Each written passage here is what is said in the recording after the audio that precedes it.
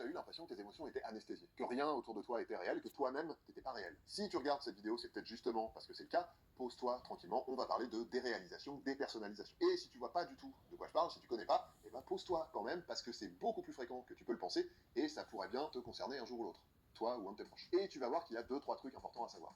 Allez, on y va.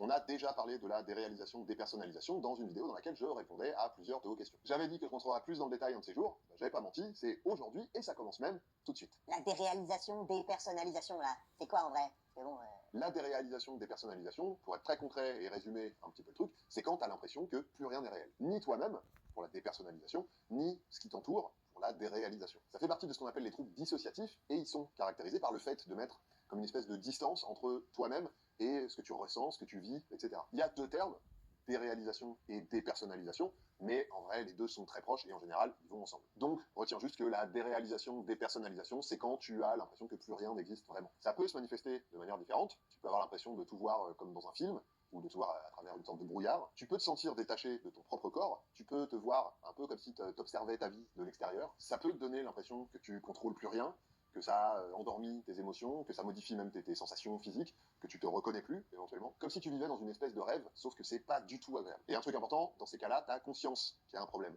T'as conscience de cette espèce de décalage.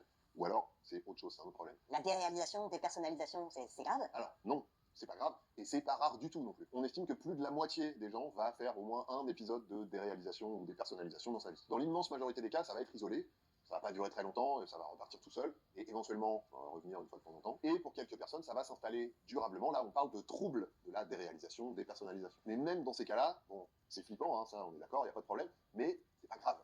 Et ça se soigne.